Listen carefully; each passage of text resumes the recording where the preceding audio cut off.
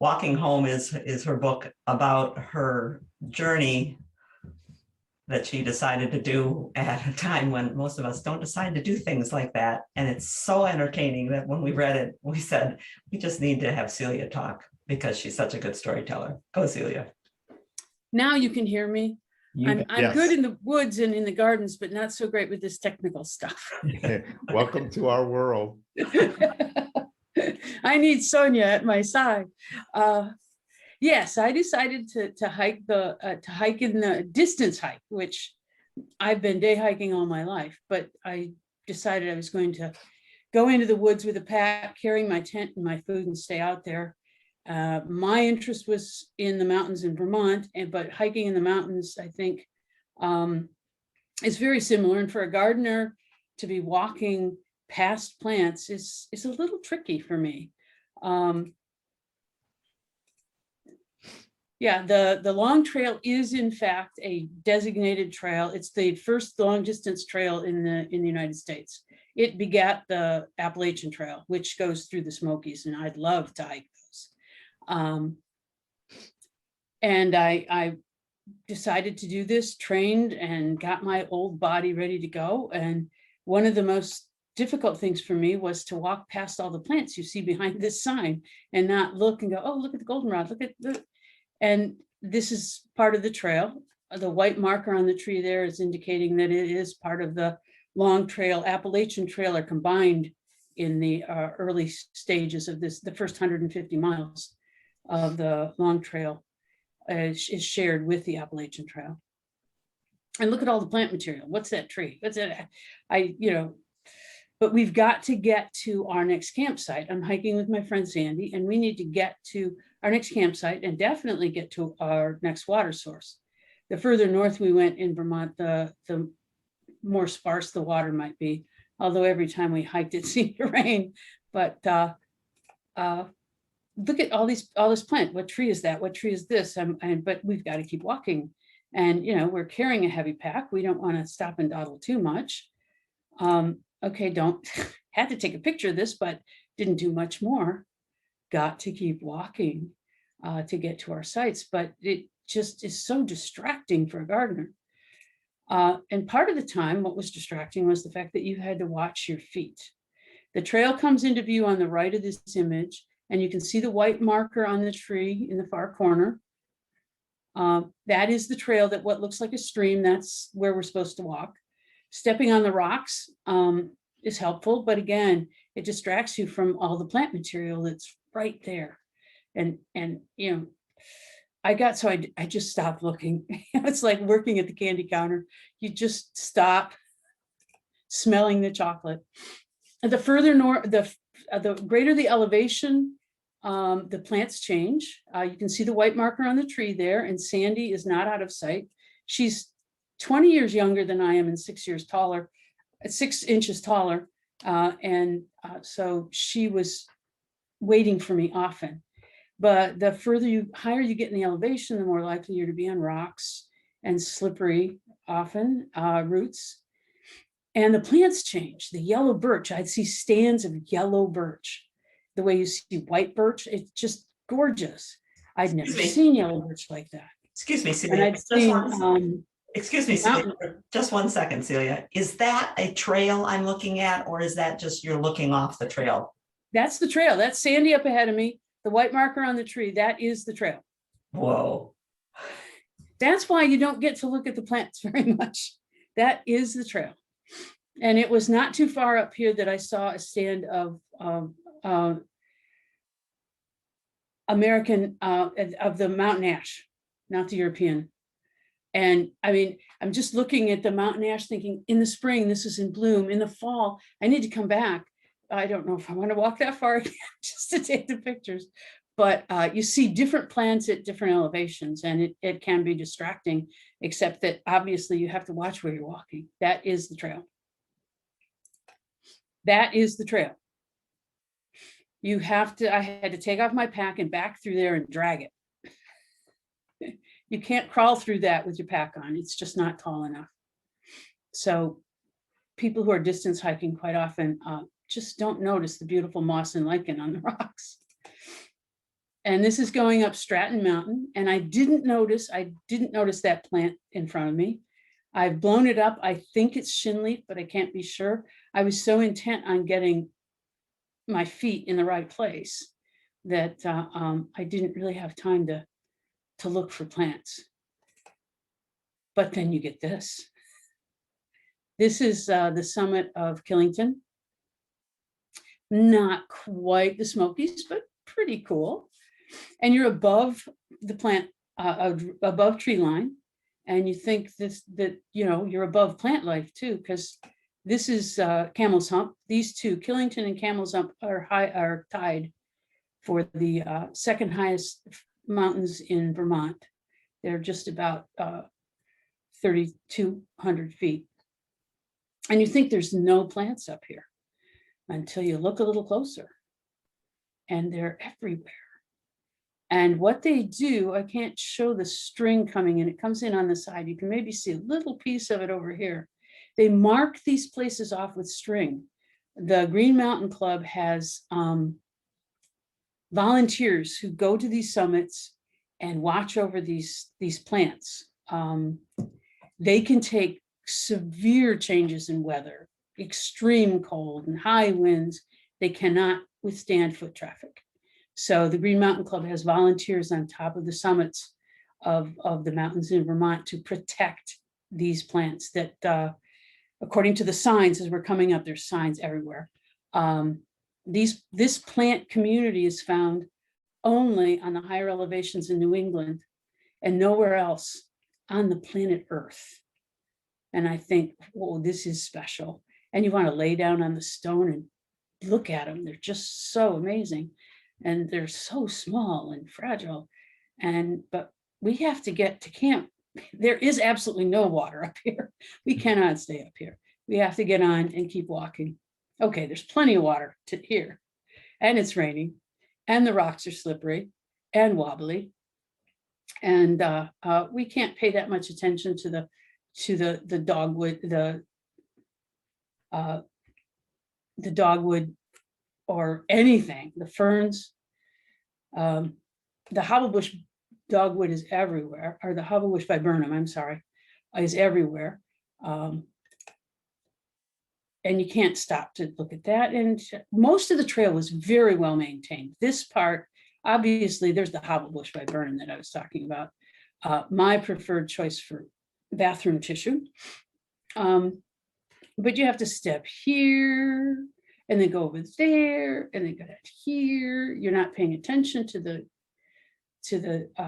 evergreens all around you and the plants. You just gotta keep going. And many times you take your pack off. Sandy's crawling under this pack to get on the other side there. She set her pack over, or I'm holding her pack, I'm sorry, because it's very muddy there, you can see. And I'll walk up and hand her my pack, take off, and she's got a dry spot on the other side to set them. And then sometimes you can just crawl under it. Look at the moss on that tree. Is that cool? It's just amazing. And when you get down and crawl through the soil like that, close to the soil like that, you see other plants, but there's not a lot of time to stop and look. You're just walking. You've got to get there. And okay, coming down this backwards like a ladder. And then when I get down here, I'll turn around and slide on my bottom, which is how I got my trail name, Scooter, and scoot along and then drop down this little muddy slope. This is quite steep. And going up it is easier, much easier than coming down, because you have to go backwards and fish for your footholds and handholds. Okay, this wasn't on the trail, but we had to go look. And look at, you can see on the right, there's a yellow birch root growing over a rock. The yellow and the white birch grow like that over rocks. And they're just, it's like it's eating the rock. They're just amazing plants. That's the trail. That is the trail. That is Sandy's trekking pole, about 1/3 of the way submerged. And that was churning too. It was raining so hard, it looked like a flushing toilet. It just kept turning. It was not a day that you would stop and observe plants along the way. And this is Devil's Gulch. If you look down here, you can see that these rocks are piled up and they're uneven and there's openings in between. And I think if I dropped my trekking pole, it would go out of sight. It's very awkward. This is the trail. It's not marked in this particular spot, but this is the trail and it's taking us to this spot where we can actually walk through. And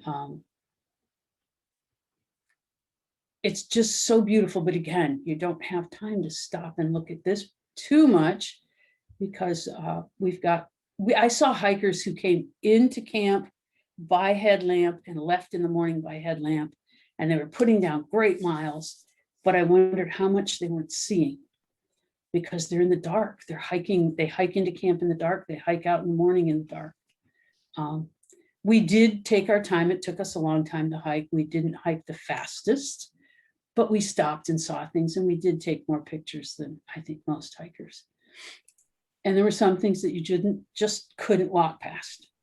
I didn't bother to move the little leaf that was in the way, but I stopped and clicked it as we walked by, and it was a beautiful sunny day. My kind of photographer, Celia. Leave it the way you see it. And yep. Yeah, I thought, oh, look at that.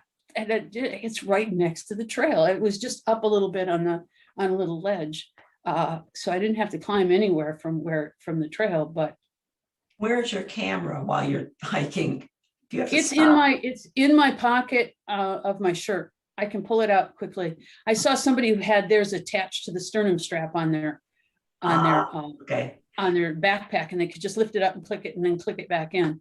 I apologize if I missed it, but you're walking the long trail. How does it compare to the Appalachian Trail? Do you know? I listened to people who were doing both, who said that the long trail was more difficult than the Appalachian Trail. And so that's the trail I decided to start out on. The first 150 miles of the long trail is also the Appalachian Trail. They share that path. And on that path, when you're going up a mountain on the southern part of you go up switchbacking.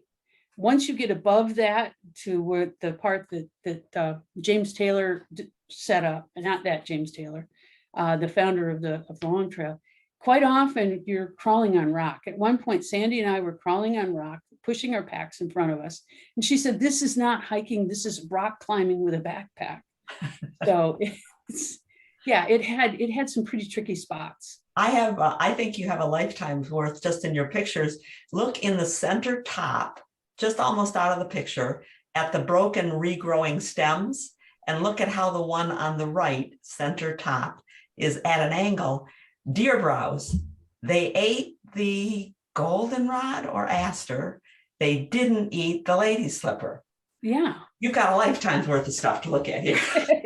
Yeah, I mean, look at how much is there. There's just so much in that one little area. And when you get down on your hands and knees to crawl through something, you go, oh, look at that. Look at this.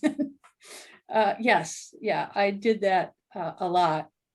And then on one particular day, I was hiking by myself. Sandy couldn't come, and I thought I was going to finish the trail alone. And I had several attempts at hiking by myself, and raining miserably, cold, awful. I'd hiked for about 6 hours, had not seen a human or a footprint.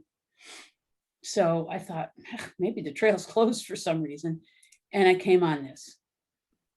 Right on the trail. People are walking around this. I didn't move the stick that's sitting on top of it. And I set my pole down there and just took this picture. It was like a bright light in the middle of a gloomy day.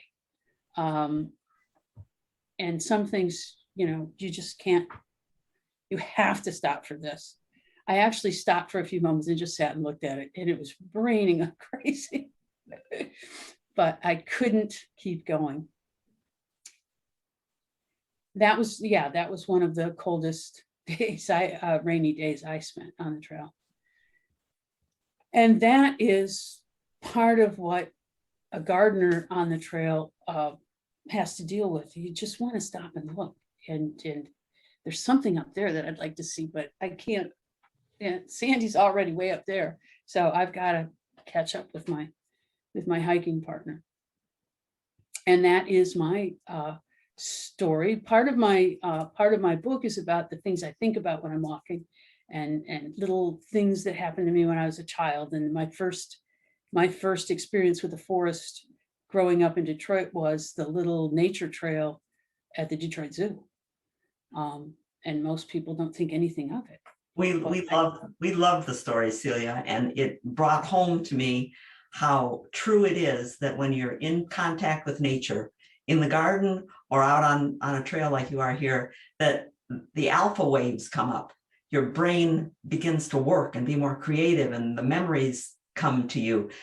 So, crawling around, weeding in a garden, crawling along with a pack on your back, we share those kinds of observations. Thank you so much. That's just incredible pictures. Incredible. We have an interesting question from Stacy, actually, about nomenclature of hiker versus walker. And I was wondering if maybe Celia and Steve could give their own impressions about what does it take to be a hiker rather than a walker? Is it about the time that you're spending looking to the side? Is it about the degree of walking you're doing? I'm curious what you guys think when you say walking versus hiking. For me, as a walker, I'm carrying, my backpack is my photography backpack. I have one bottle of water and a snack. I wear good boots and good clothes. But as a hiker, you've got the hiker, I consider the big backpack, the whole setup with the poles and everything. And you see day hikers too with less equipment, but it's also the pace at which you walk. As I know Celia mentioned, she takes her time, but the walker in me, I go 100 yards and I've stopped 10 times. And whereas a hiker goes 100 yards and probably only stops to see where their feet are. Yeah, the hiker, when we hike, I call it, if we're day hiking, sometimes we're out for 8 or 9 hours. And that's, you're not going for a little walk. You're going for a long walk, and you're carrying. And when I day hike, I'm going to be off on trails that are remote enough. I carry things that would allow me to stay overnight if something happened and I had to. And when you're going for a walk, you don't do that. No, I don't carry matches, compass, lighter. I have water and a snack. Yeah, I have a big poncho I can make into a tent in my day pack. And I have a first aid kit in my day pack. If you go for a walk, you don't take your first aid kit with you. Yeah. Oh, I do, but for my dog who tends to cut her paw a lot, I have a dog first aid pack in my, but I see your point. Yeah, thank you. I think it was just, a lot of people have different impressions about what walking versus hiking is. And I think that was the only, as I'm looking, I think that was the only real question that came up. Everyone else seems to just be enjoying the photos and the stories and reminiscing about their own hikes. Okay. Thank you, Celia. So that's it for chapter 1 today of the Weekend Walkabout, Traveling Garden in the Smoky Mountains. Coming up next is Traveling Garden in the Smoky Mountains, chapter 2, a closer look.